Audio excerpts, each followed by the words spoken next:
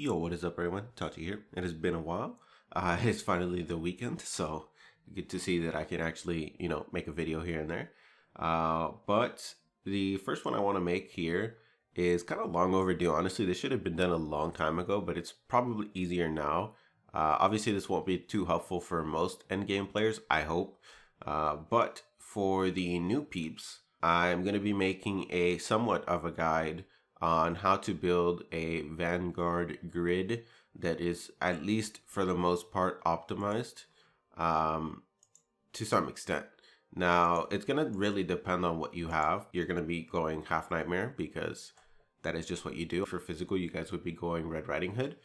And first things first, let's get this out of the way. Armor. Armor is pretty much just the highest points. That's all that matters. Just go ahead and equip your highest armor, which should be the collab armor that just came out. That should be your highest one. And for nightmares, it's going to depend on your guild. For us, we don't have our VGs running any nightmares pretty much, except for I guess we don't make them like, hey, sorry, you can't bring Rikune because we need you to summon Ogre. Like, we don't do that, you know what I mean?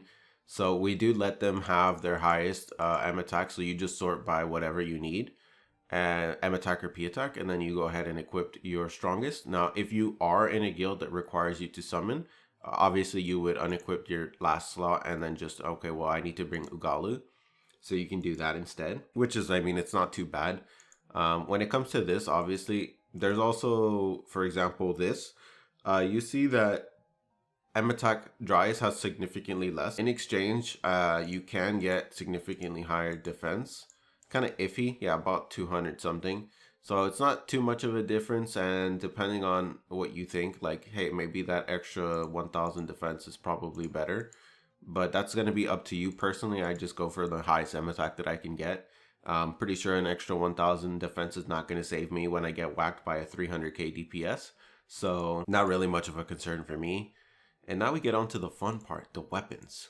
So you are going to be sorting to whatever type of weapon you use. So in my case, it is going to be spears.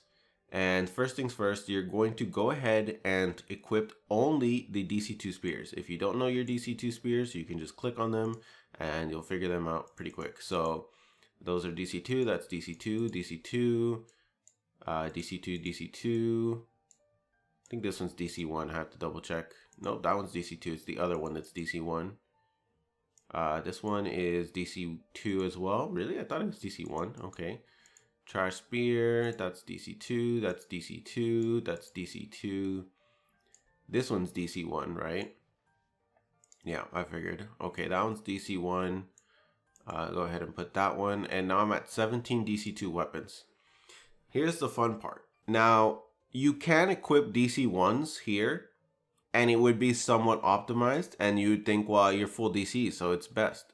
However, there is an exception. You're going to want to bring the Snow White Spear just because it is a Uno Spear, and obviously not obviously you'll have it MLB, but I have it MLB, so I'm going to bring it.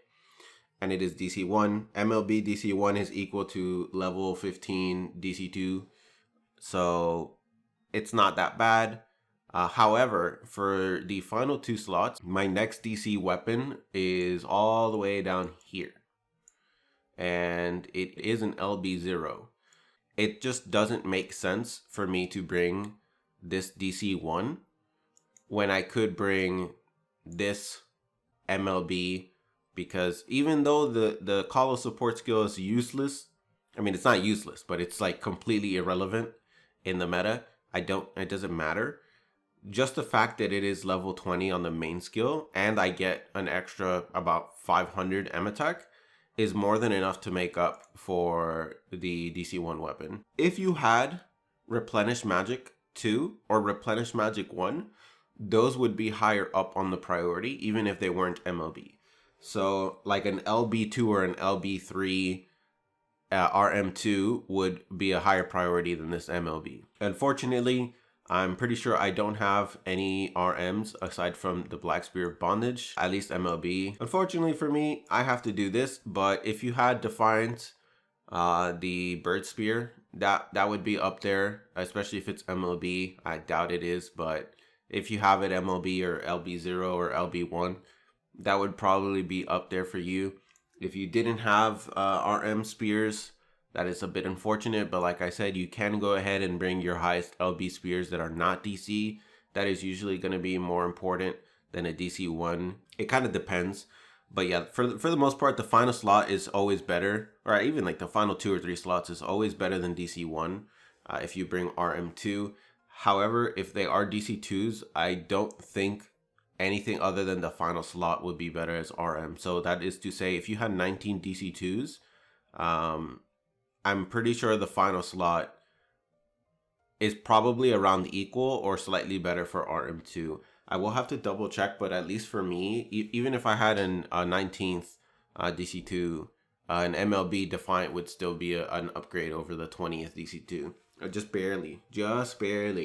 So it kind of comes into that like min-maxing kind of nonsense. Some would argue that since your job as a DPS is just to do as much damage as possible, it's kind of not, it's more about consistent damage with you when you run RM2, as opposed to if you run DC, you have higher burst potential.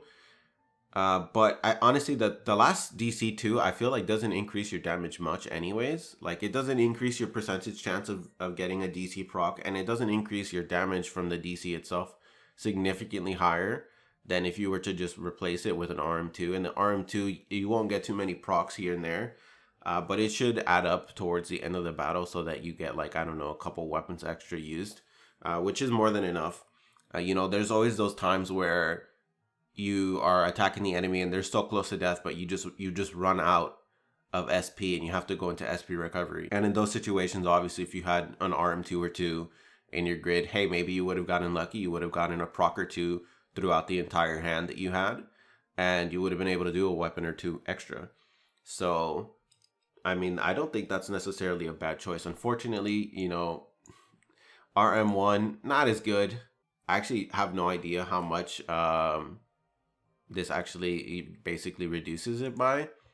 But hopefully it is a decent amount, enough for me to, you know, actually go ahead and do something nice with that. When it comes to your subgrid stuff, you pretty much just do this exact same thing as last time, except you just do whatever is left over. So you just go in. I missed one. You just go in. Of course, it would be better if all of that was evolved, but I'm way too lazy to do that. And then for weapons, you would undo this and just everything that's not equipped, that is equipped. Now, you would notice that I have a lot of MLB and high tier weapons in here. Yeah, yeah, you just want as much of that as you want. That's the only good part about pulling like the weapons that you don't want, is the fact that they are going to be put inside of your subgrid. And as you guys can see, I am sitting at about 82,500 M attack, which is pretty nice. I think that's a pretty good amount for me. I have not really spent much, or actually really not anything. I bought Rikone, but other than that, you know, I haven't really spent anything since November. So I think I'm at a pretty decent pace here for basically a free-to-play for the last 6 months. So anyways, guys, that is going to be the end of this video. Hopefully you guys enjoyed it. Hopefully it helped you out if you are unfamiliar with the process of building. I do know of some high-end players that don't really build properly. They have very wonky grids where they have like MLB, like non-DC, non-RM, like they just bring it because they think it's like, well, it's better than this DC2 LB0, and it's like, nah, bro, it's not.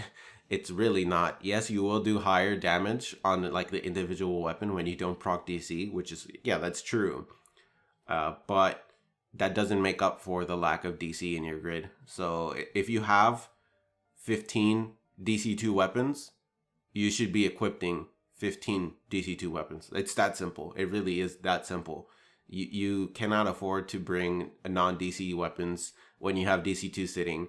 Now, DC1s, you can make an argument for those. They're just not as good. But DC2, you have no excuse. Anyways, I'm out. Have a nice day.